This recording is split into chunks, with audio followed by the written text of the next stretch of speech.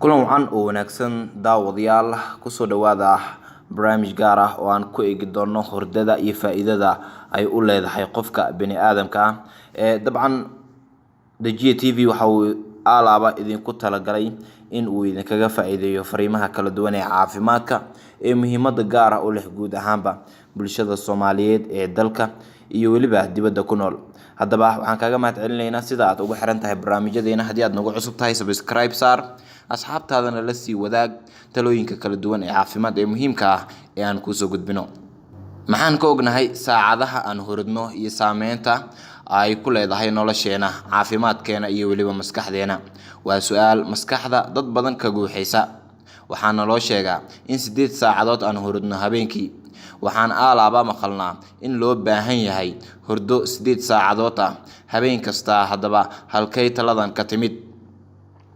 cilmi baaris laga sameeyay daafaha caalamka oo lagu baarayay sida cudurrada ay ugu dhacaan dadka kala duwan ayaa la timid gabagabo la mid ah hurdada 8 saacadood ah. dadka waqtiyada yar hurda iyo kuwa hurdada ku daha waxay u badan tahay inay cudurro ku dhacaan, laakiin ma cadda in hurdada ay tahay waxa sababa cudurrada ama calaamad u tahay sababta xanuunka iyo nolol caafimaad aan lahayn qofka uu ku noolaado. dadka hurdada yar waxaa lagu tilmaamay kuwa hurda in ka yar 6 saacadood, halka kuwa hurdada badanna la sheegay inay hurdaan in ka badan 9 ama 10 saacadood habeenkiiba.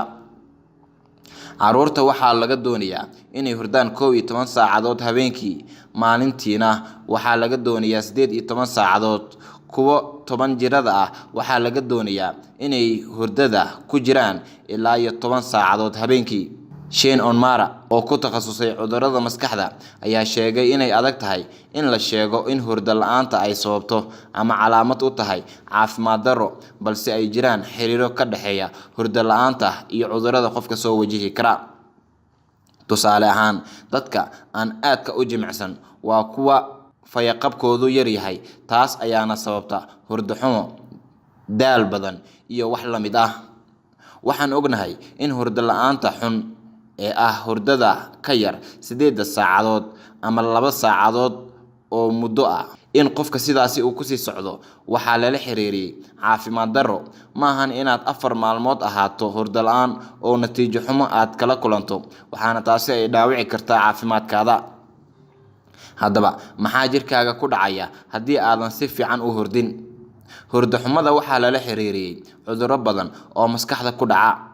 baaritaan lagu sameeyay 153 arday oo ka mid ah 5 milyan oo qof oo ka qayb galay cilmi baarista waxaa laga helay in hurdo yarida ay si aan caadi ahayn xiriir ula wadaagto cudurka sonkorowga ama macaanka, dhiig karka, wadna xanuunka iyo cayilka.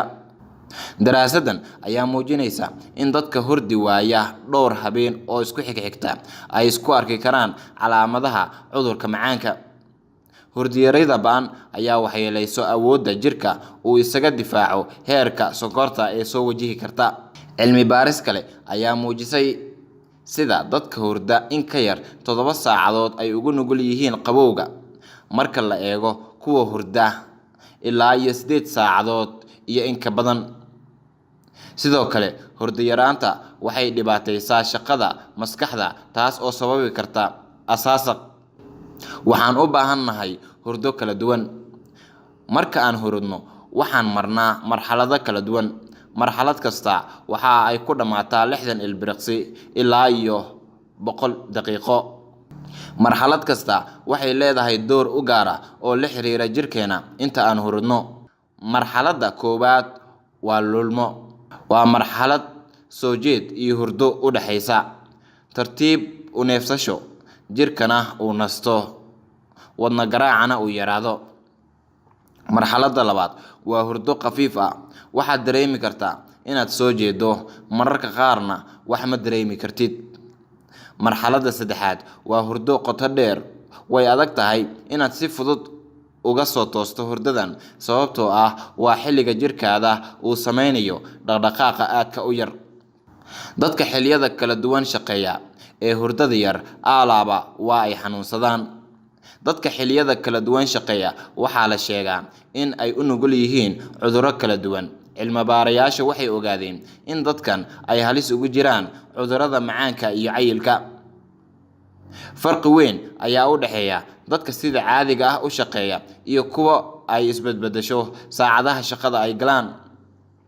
hurdo la'aanta waa sababta saameynta ugu weyn ku yeelata dadka shaqada culus qabta. badankeena waxaan dareemaynaa hurdo yaraan. sida beryahan muuqata, dadka waxay qarka u saaran yihiin inaysanba hurdinba. waxaa sii yaraanaysa celcelis ahaan saacadaha dadku ay seexdaan. baaritaan lagu sameeyay 15 dal waxaa lagu ogaaday marxalado kala duwan. 6 waxaa ka muuqatay hurdo yaraan, 7 hurdo badni, 2 dalna natiijo isku dhafan ayaa ka soo baxday. cadeemo badan ayaa muujinaya in saacadaha aan hurdno aysan waxba iska bedelin jiilalkii ugu dambeeyay. laakiin haddii aad weydiiso in hurdada ay ku yar tahay, waxyaabo kala duwan ayaa ku soo baxaya. haddaba maxay dad badan u sheegtaan daal iyo hurdo yaraan? dhibaatada hurdada waxaa lala xiriiriyaa da'da iyo jinsiga. sida lagu xusay cilmi baaris lagu sameeyay 2,000 oo qof, waxaa la helay in dumarka da'dooda kala duwan tahay ay aad uga adag tahay inay hurdo ku filan helaan marka lala barbar dhigo ragga. xilliga ay hurdo la'aanta ku dhacdo dumarka waxay bilaabataa marka ay caruur dhalaan, marka shaqada ay ku badan tahay, iyo marka ay gaboobaan. taleefanada oo dhalinta ku qasba inay soo jeedaan. khubarada hurdada waxay sheegeen in dhalinyarada da'doodu u dhaxayso 10 ilaa 20 sano ay u badan yihiin 10 saacadood oo hurdo ah inaysan helin, laakiin kala bar ma helaan hurdo intaa le'eg, sida ay xustay hay-adda caafimaadka UK ee magaceeda loo soo gaabiyo NHS. sariirta waxaa loogu talagalay nasasho, laakiin waxaa ila koraa waxyaabo faragelin ku yeesha hurdada sida laptopyada, taleefanada, ayuu yiri mid ka mid ah dadka hurdo la'aanta ka cabanayay.